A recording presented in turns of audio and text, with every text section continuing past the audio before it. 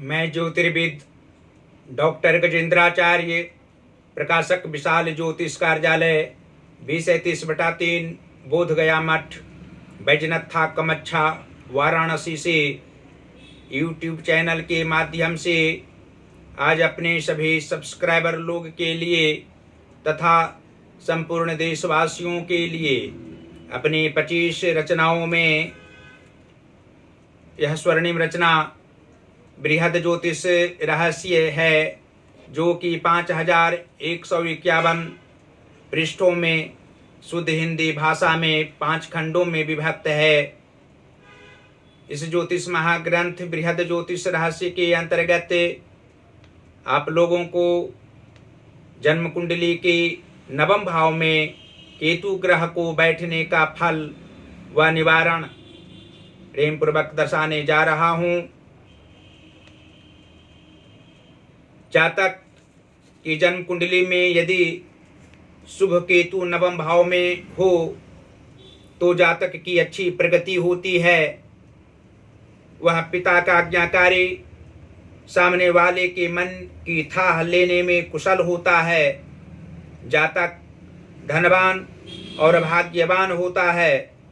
7वें भाव में बैठे ग्रह की समयावधि के बाद केतु का उच्च प्रभाव प्राप्त होता है।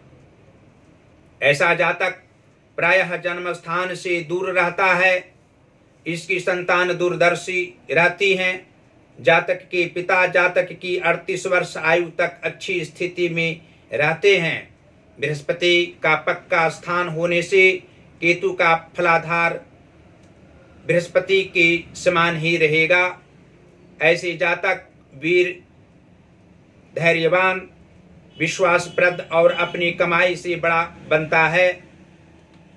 वह समाज सेवक होता है। उसके आशीर्वाद से नपुंसक की नपुंसकता दूर हो जाती है। निसंतान को संतान होती है। ऐसे जातक द्वारा प्रदत्त आशीर्वाद भगवान का वरदान ही होता है। 7वें ग्रहों की वर्षावधि बीतने पर ही केतु का प्रभाव उच्च बनता है। जातक का जीवन सामान्य तथा परदेश में व्यतीत होता है। अशुभ केतु हो तो जातक हास्य का पात्र बनता है।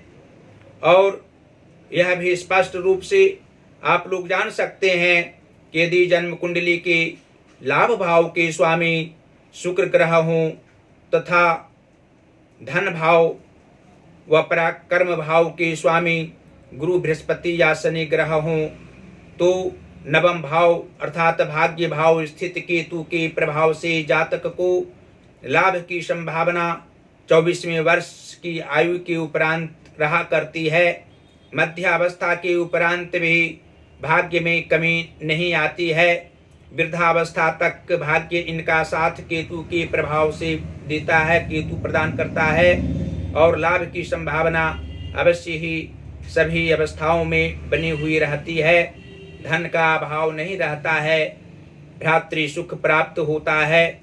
और जन्म कुंडली में यदि कर्म स्थान की स्वामी बुध ग्रह हों तथा 7म भाव अर्थात दाम्पत्य भाव की स्वामी बुध ग्रह हों तो भाग्य भाव स्थित केतु के प्रभाव से जातक को दाम्पत्य जीवन में व्यवधान नहीं उत्पन्न होता है।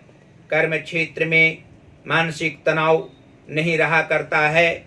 कर्म करने में अभी रुचि रहा करती है।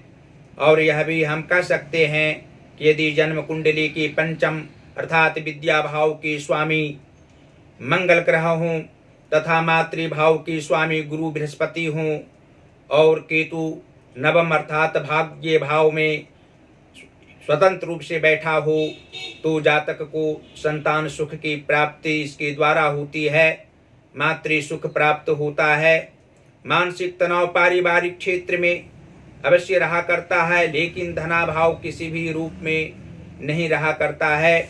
और अंत में यह भी हम कह सकते हैं कि यदि जन्म कुंडली की 6वें भाव के स्वामी शुक्र ग्रह हों और 8वें भाव के स्वामी चंद्रमा हों तथा 12 भाव के स्वामी मंगल ग्रह हों और केतु भाग्य व नवम भाव में बैठा हो तो जातक को मित्र से लाभ प्राप्त होने में दिक्कतें नहीं उत्पन्न होती है। आयु की कमी जातक को नहीं रहती है और धनाभाव मध्यावस्था के उपरांत भी इसके कारण नहीं रहना लाजमी है। अपव्यय धन का नहीं होना भी स्वाभाविक लक्षण होता है। और यदि जन्म कुंडली के नीच भावों में शुभ ग्रह विराजमान हो और उच्च भावों में केंद्रों में प्रथम चतुर्थ सप्तम या दसम भाव में नीच ग्रह को होने से जो मानसिक तनाव शारीरिक परेशानी जातक को होना जो होता है वह इस ज्योतिष महाग्रंथ बृहद ज्योतिष रहस्य में कुछ हम निवारण लिखे हैं। उस निवारण के उपरांत निश्चित रूप से केतु शुभ फल ही प्रदान करेगा। निवारण संख्या 1 है कि मकान में पंचधातु का विष्णु भगवान की प्रतिमा को रखने से केतु का प्रभाव बिल्कुल उच्च होता है। दूसरा निवारण है कि गणेश जी की का पूजन नित्य विधि के साथ करें। और तीसरा निवारण है कि स्वर्ण अवश्य कान छिदाकर उसमें धारण करें। चौथा निवारण है कि जातक के घर आंगन में बिल्ली अवश्य रहे। पांचवा निवारण है पिता और पुरोहित का सम्मान करना उत्तम रहेगा। तथा छठवां निवारण है कि चांदी धारण करना जातक के लिए अंगुली में शुभप्रद रहेगा। इन उपरोक्त 6 निवारण के उपरांत नवम अर्थात भाग्य भाव स्थित केतु के प्रभाव से जातक को किसी भी प्रकार के सांसारिक सुख प्राप्त हो सकते हैं। शारीरिक कष्ट नहीं हो सकता है। मानसिक परेशानी किसी भी काल में नहीं रह सकती है। अपयश नहीं लग सकता है। और केतु के कारण जो मुख्य रूप से नेत्र व ज्ञानेंद्रियों में कष्ट होते हैं, इन उपरोक्त निदान के उपरांत निवारण के उपरांत अवश्य ही जातक को शारीरिक कष्ट किसी भी प्रकार का केतु के कारण नहीं होगा।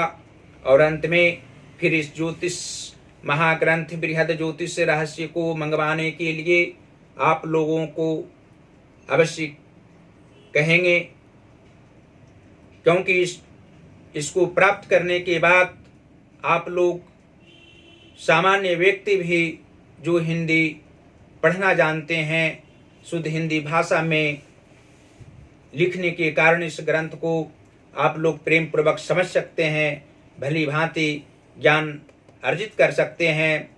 इससे नाना प्रकार के सुख प्राप्त होंगे, सांसारिक दुख मिटेंगे और अन्य प्रकार के तनाव जो सांसारिक क्षेत्र में हुआ करता है वह तनाव नहीं रहेगा। इसको मंगवाने के लिए हमसे संपर्क कर सकते हैं।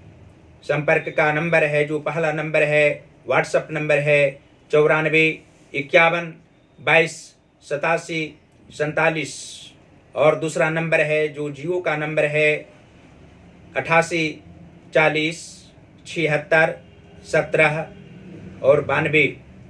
गूगल पर भी हमारी सभी रचनाओं को देख सकते हैं। गूगल पर जो वेबसाइट हमारा है ज्योतिष प्रकाशक विशाल ज्योतिष कार्यालय, प्रकाशक विशाल ज्योतिष कार्यालय, इसको सर्च करेंगे, वेबसाइट को सर्च करेंगे तो निश्चित रूप से ऑनलाइन हमारी पुस्तकों को आप लोग देख सकते हैं, भली भांति समझ सकते हैं और उचित मूल्य पर यहाँ से मंगवा सकते हैं।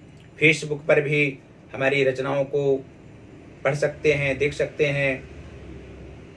और अंत में फिर आप लोगों को हमारी वीडियो को लाइक करने के लिए अवश्य कहेंगे। ज्योतिष महाज्ञान जो हमारा चैनल है उसको सब्सक्राइब करें, घंटे का बटन दबाना कदापि ना भूलें। बाबा श्री काशी विश्वनाथ जी एवं माता अन्नपूर्णा से हम अनुरोध करेंगे कि आप लोगों का जीवन सुखमय हो, स्वस्थ शरीर अवश्य रहे और खुशियों में आप लोग निरंतर हमारी सभी रचनाओं को पढ़ते रहें। धन्यवाद।